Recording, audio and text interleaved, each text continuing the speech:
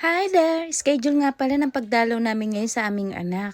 So, pagkatapos nga namin magsimba, eto naman yung mag-ama. Ayan, nagche-check na kung saan daw kami kakain. Kasi baka hindi pa raw nagbe-breakfast tong si Hachi. So, ayan, dito daw kami dumaan. And then paglingon namin, wala pa si Dada. So, hinintay namin siya dito. Yung pala, bumili siya nung ice cream. Yung tinapay na may ice cream sa loob. So, ayan, binigay niya sa anak niya yung natira niya.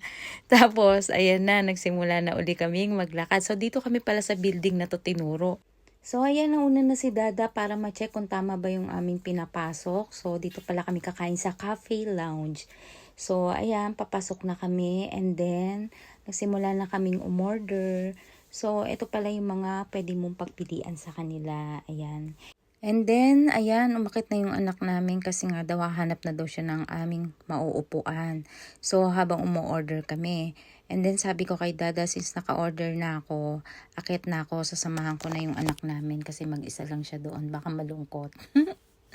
So, ayan, paupo na ako. And then, syempre, lumingon-dingon ako. Ito yung itsura ng second floor nila.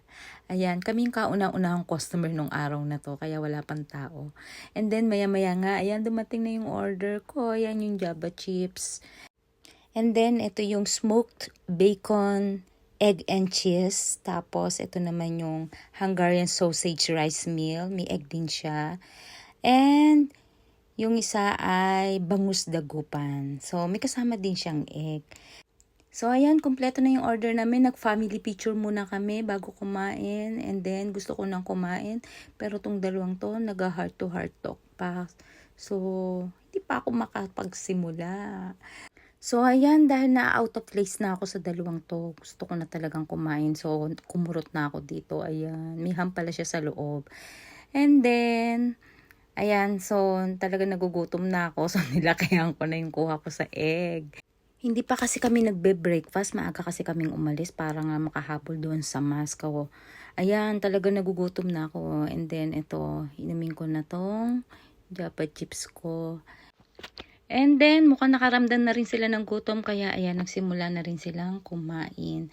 Pagkatapos nga namin kumain, eto na, pabalik na kami ng dorm ng anak namin. Ayan, naglakad na lang kami. Pagkatapos ng mga habilin, ayan, pauwi na kami. Kasi may pupuntahan pa kami. Kaya hanggang sa muli. Bye-bye!